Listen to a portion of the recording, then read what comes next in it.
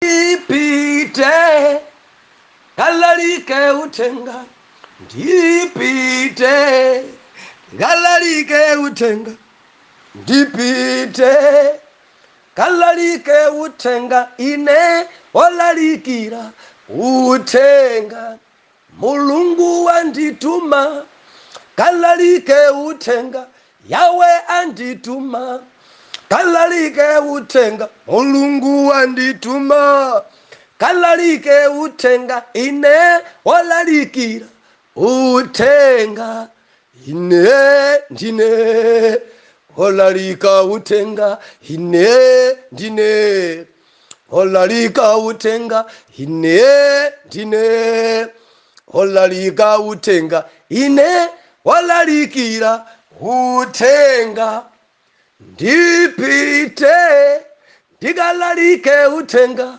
ndipite kalalike utenga, ndipite kalalike utenga, ine olalikira utenga.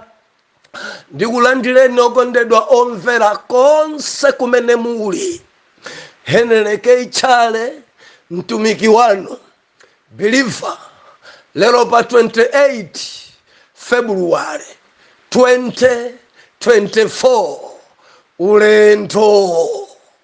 ulento believer tipitilize nkhani ya utsogoleri. Kuli mafunso, kuli ndemanga.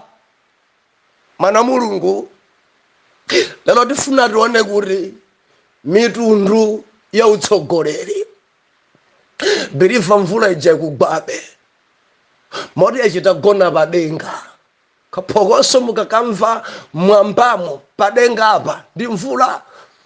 Edi tikuyamika mulungu kwambiri chifukwa choti atiyankha tinkachita sala kudya kumanga pamimba. Mulungu chonde kumbukireni ndi imene yabwerayi. Ndikudziwa madera ina sinafike, ndi pemphero lathu kuti ikwanekwane dziko lonse. Haleluya. Believer dzulo tinali pano timanena kuti utumiki woweta komanso utumiki wodyetsa. Mudziwa kudziwa kunali panthu ena akhoza kudyesa koma samaweta. Believer sanditsutse, alipo anthu ena akhoza kusamala koma sadyesa. Ndefe timaphatikiza utumiki oweta ndi utumiki odyesa. Endi nkhosa ikadya bwino imayenda ndi mtiti, nkhosa ikadya bwino imayenda ndi thanzi. Kudziko kuno believer kuli nkhosa zimene zili zonyenchera, nkhosa zowonda, nkhosa zotsimphina, nkhosa zomvesa chisoni, nkhosa zimene zikudwala.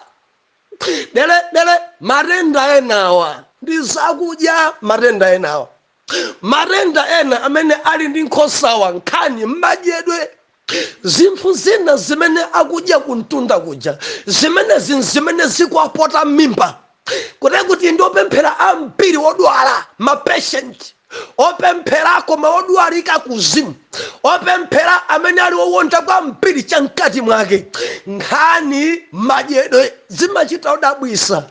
Amayi awa mapempherawa akangogwira kutukwana koma ali ndi mayi wamkulu kwambiri ku chipembedzo chawo.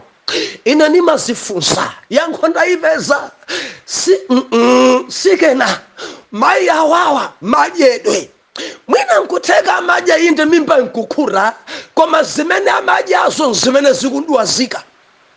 Mundimvaka ndi nzibambo inde ali pa chalichi apo, inde mpasa chiudindo ni mkulu wa mpingo, koma phada imene akuchita ine sindabwa.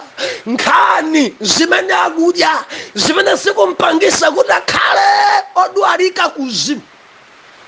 Tili mapatient ambiri kuzimu, mapatient amene angobula kuzimu.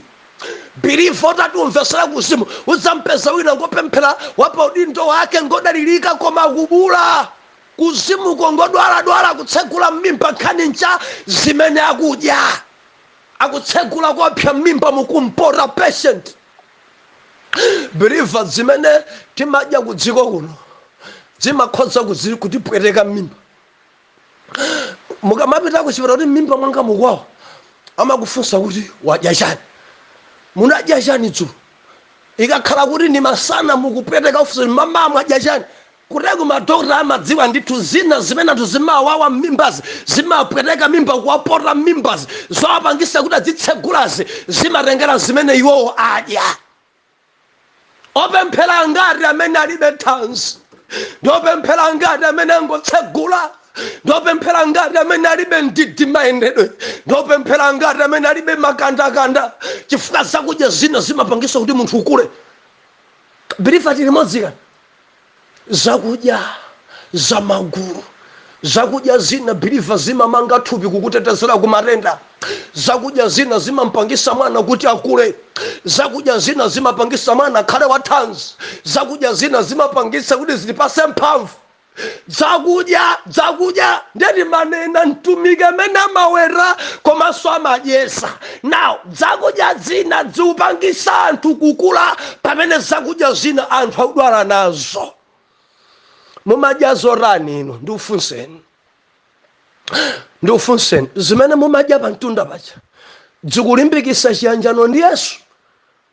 Ena achoka tchalichi kudali chakudya kumeneko, mimba zawo zakhuta, koma manena kuti osayerekeza mdani wake aliyesa akampeza mgende. Eti amapemphera pamtunda pamapemphera kuti anthu afe.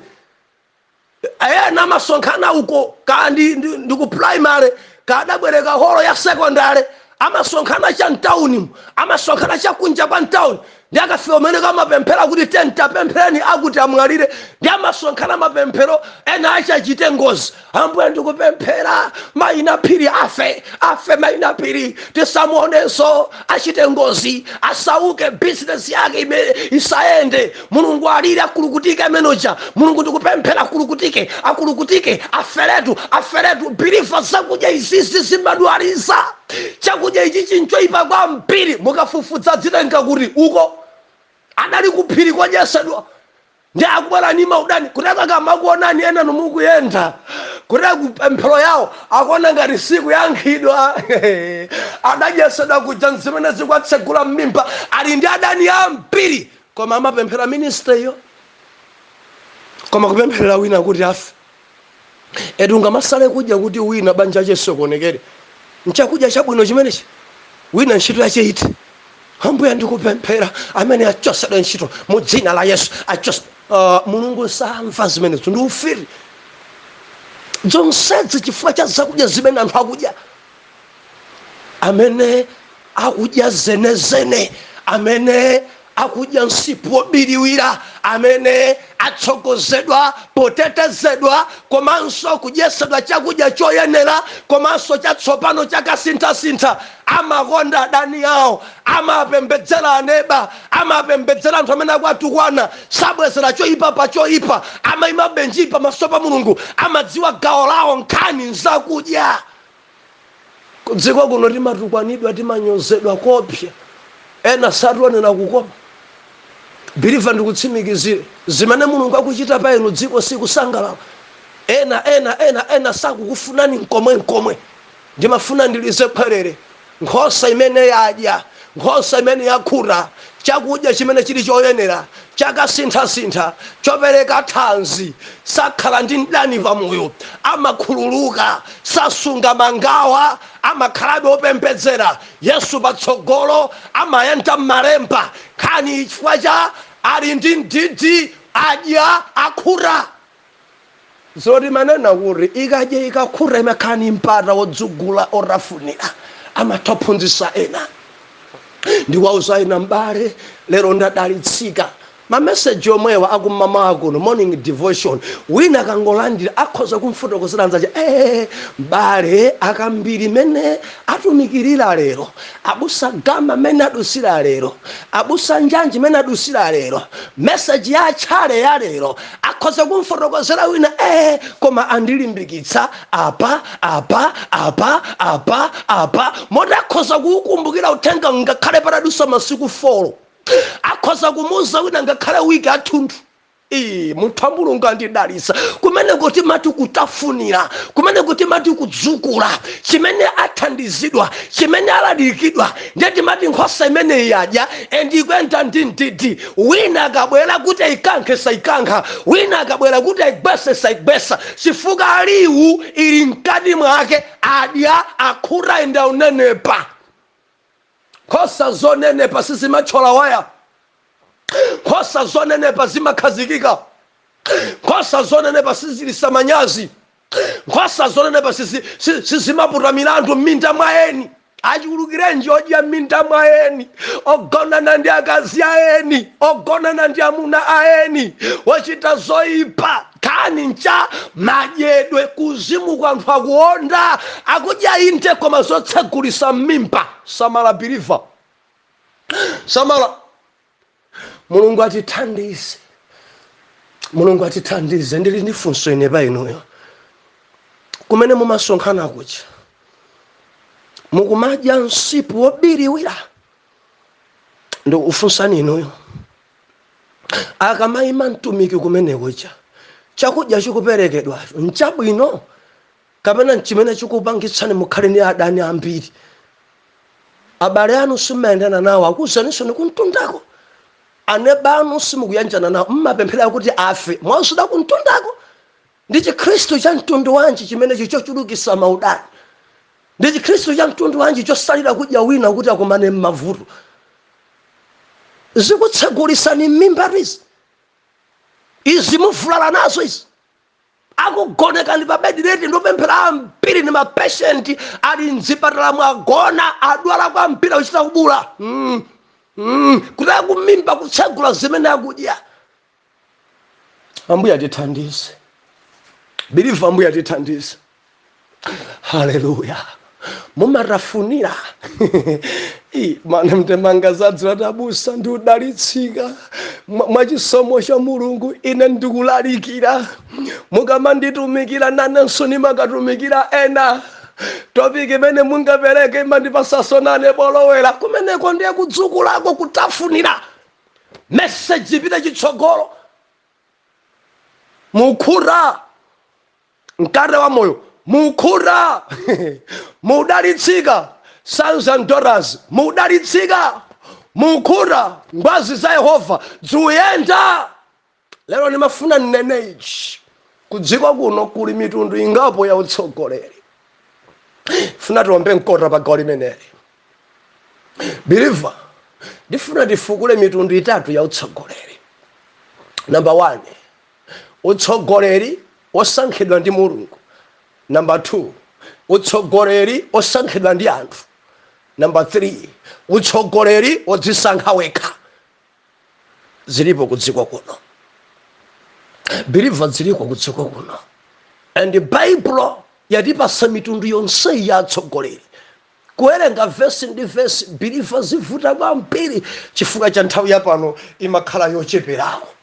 Koma ndimafuna ndikulimbikitse kuti kudziko kwadzadza anthu amene adadzisankha okha. Kuti kwalipo ena ndithu ndi atsogoleri osati Mulungu adasankha, koma adasankha ndi abale awo. Believer, sanditsutsa anthu adasankhidwa ndi abale awo, adayikidwa ndi abale awo. Mulungu sakuwadziwa nkomwenkomo. Titonse buku la 1 Timotheo chapter number 3, tiwerenga verse number 1. Tiwerenga imene ilero. Musaiwale tili pa Exodus chapter number 3 verse number 1. Mautsogoya zoyenera oyang'anira ndi atumiki. Akuti mawuwa ali okhulupirika ngati munthu akhumba udindo wa oyang'anira aifuna ntchito yabwino. Ndipo kuyenera oyang'anira akhale opanda chilema, mamuna wa mkazi mmodzi, wodzisunga, wodziletsa, wolongosoka, wokonda kucheresa alendo, wokhoza kuphunzitsa, wosati woledzera kapena womenyana ndewu, komatu wofatsa, wopanda ndewu, wosakhumba chuma. Mayo pali nkhani ito apalero. Wosati woledzera kapena womenyana ndewu. Verse 3 limene komaru wofatsa wopanda ndewu wosakhumba chuma oweruza bwino nyumba ya iye ekha wakukhala nawo ana aja omvera iye mwini ndi kulemekezeka konse. Koma ngati munthu sakhoza kuweruza nyumba ya iye ekha adzasunga bwanji mpingo wa Mulungu? Pali nkhani apa pali nkhani apa believer. Exodus chapter number 3 tikuwerenga verse number 1. Bible linakuti Moses anali kuweta gulu la Yetero mpongozi wake wansembe wa ku Midiani, natsogolera gululo patsogolo mwa chipululu, nafika ku phiri la Mulungu ku Horebe. Mitundu ya utsogoleri. Paulo polembera kalata yake kwa Timoteyo anamuza kuti, Timoteyo, pali zinthu zimene zomuyenereza wina kukhala mtsogoleri. Ndikalata adalemba bwino kwambiri Paulo kunena kuti ngati munthu, believer mumvetsetu verse number 1, ngati munthu akukhumba kukhala oyang'anira, Bible nakuti ayikhumba ntchito yabwino. Believer kukhumba kukhala oyang'anira, kukhumba kukhala mtsogoleri wa chechi, kukhumba kukhala man of God, kukhumba kukhala bishop. Believer ntokhumba. Nge Paulo anakuti Timoteyo tamvetsera, munthu akakhumba zimenezi akhumba ntchito yabwino, ayikhumba yabwino. Mukamayang'ana passage sukuti asankhidwa ayi, koma munthuyo akhumba. Ndiye chifukwa chakuti achita kukhumba ndiye kalata idalembedwa, munthu wokhumbayo akhale opanda chilema, munthu wokhumbayo akhale wamkazi mmodzi, munthu wokhumbayo asakhale nchokayikisa, munthu wokhumbayo akhale mbanja labwino, munthu wokhumbayo asakhale wachisiriro choyipa, akhale nawo ana abwino wokhoza kusamala nyumba yake.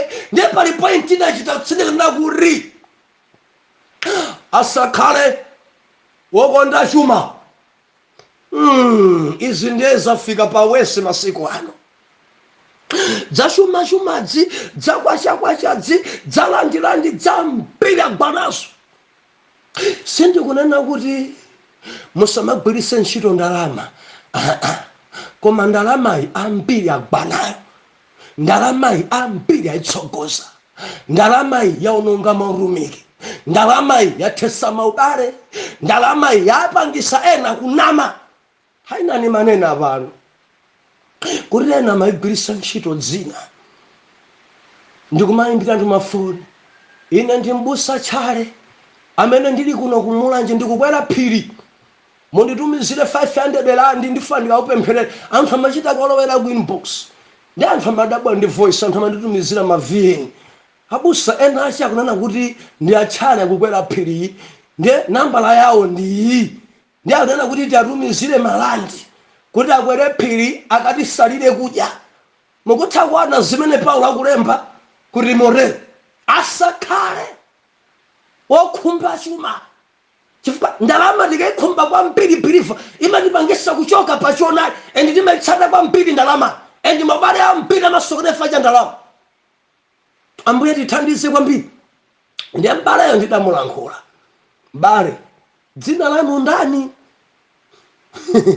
Oh haleluya. Chifukwa ninji mugwiritsa ntchito dzina la wina? Marani kuchokesa dzina lanu. Mukwana misanthu ndino abusa achale, ine ndimukulankhula nane achale ndine. Bwanji mukuyipisa dzina nkumauza anthu akutumizireni ndalama kuti mukapempherera ku phiri. Mwadzitenga kuti yankho amene adandiyankha believer pa foni ndamuimbira nomokho akuti kudziko kuno kulibe olungama. Eti ndiyankho akumuyankha mbusa nzaja kumuyipitsira dzina, kudziko kuno kulibe olungama, tonse ngochimwa okhoka pomwe pakudula foni. Kulasindalumikizane sona. tiana nasikefa libetachiluka kwa mpito ibisa dzina pena ndidachita kuima nkume pachinondo chonde timaguru lina timene tikusonkhana chifukwa anthu adadziyamba ena kusonkhana kagulu kawo bwanji tikhale pano imodzimodzi tithandizire abusa tchale madata enanso madata kuteko ambiri adaberedwa ambiri ngenera pano ambiri akulira pano iyayi afunika ati agulire foni iyayi afunika ati agulire suti iyayi enditi magulu tidachitika ambiri adapeza mabizinesi yawo ndinene pano poyera wina kadzadzukanso nkumakuwuzani nkhani izi kuti tiyeni tichite imodzimodzi tathandize abusa fikani kaye mundifunse kaye kodi kagulu kambi kaukuka kodi kameneka nzonadi haleluya chifukwa ambiri abesa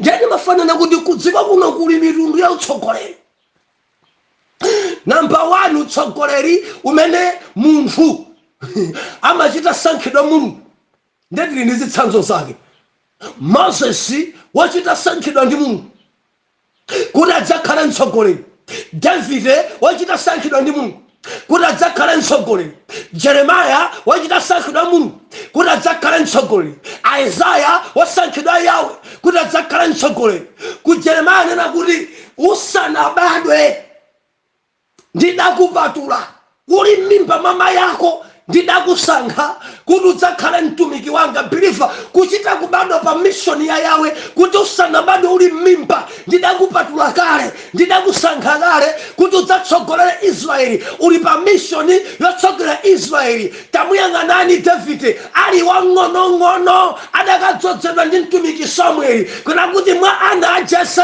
ndampeza wina wopa mtima panga osankha ndi Yawe amene adasankha Davide akhale mtsogoleri utsogolo osankhidwa ni mulungu yemweyo amakuthandiza mondimva sizija zopitaso kuti moteyo kuchita kuzunzika ukaona siketi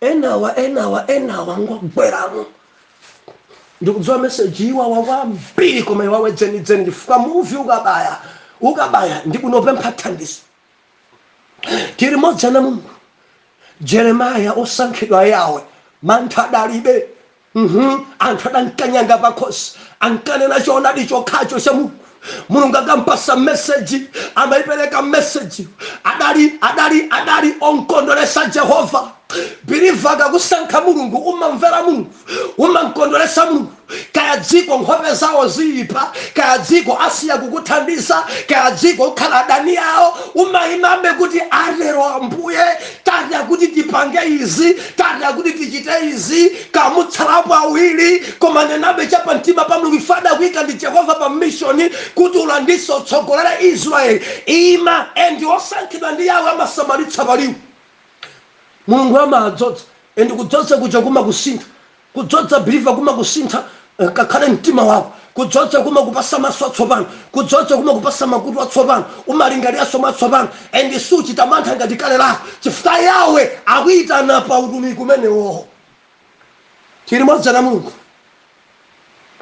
utumiki wosankhidwa ndi Mulungu haleluya amazitengera nkhosa kubusa la sipu Moses osankhidwa ndi Mulungu adazitengera nkhosa kubusa la sipu Davide osankhidwa ndi Mulungu adatetezera Israeli ku nkhondo sadalole mimbulu iwononge Israeli adatetezera Goliathi akunyoza kutukwana Israeli mtsogoleri osankhidwa ndi Mulungu adalowa Israeli idansiya ekha kunthawa biliva wosankhidwa ndi Mulungu kali yekha kali ndi gulu amakhabe pa chimene maso mwache amayang'ana kukhoza kwa Mulungu maso mwache amayang'ana chipambano cha Mulungu dziko ikhoza chita mantha kubwerera mbuyo koma iye amadzona no Mulungu adalonjeza Mulungu adanena sadzandisiya Mulungu adanena adzandimenyera nkhondo ine ndili chete Mulungu adanena endi dzidzi mwana Mulungu dzimapezeka kwa mtsogoleri amene Jehova adansankha mantha makhala alibe maso makhala pa Yawe endi saopsezeka kaya nyengo ili bwanji amayimabe pa choonadi sasintha choonadi amakhalabe nji why mtsogoleri wosankhidwa ndi Mulungu saopa afisi saubafisi. Haleluya. Number 2, mtsogoleri osankhidwa ndi anthu. Chitsanzo chake ndi Esau. Brief tukamba za Esau. 1 Samuel chapter number 8, chapter number 10 zidambira kumeneko. Anthu adachita kubwera kwa Samuel, tikufuna nafeso tikhale ndi mfumu yathu, mfumu yooneka ndi maso. Samuel mpakana chavuta nchani? Vuto yanu ndi chani? Mulungu ndi mfumu yanu ngale, chakuvutani nchani? Libalibe tifuna tifanane ndi mafuko ena. Kwa Filisiti kuli mfumu, ana Amoni ali ndi mfumu, ife bwanji tilibe mfumu? Tikufunanso nafe mfumu yathu. Mtsogoleri wachita sankhidwa ndi anthu, mpaka na Sauli adasankhidwa. Nyamata wantali, nyamata okongola kwambiri Sauli, komano chimene chinkachitika believer chifukwa chokuti anthu adansankha, ankakonda kwambiri kusangalasa anthu osati kusangalasa Mulungu. Mundimva? Mtsogoleri osankhidwa ndi anthu amasangalatsa kwambiri anthu, sasangalasa Mulungu. Mfufuzeni Sauli, mantha daliwa mantha kwambiri Sauli. Chapter number 13, kudabwera nkhondo Sauli mantha mpaka na ukapereka nsembe, ntchito si yake ya nsembe kuti basi titetezere Israeli. Mulungu adakhumudwa naye, ntchito ndi yako.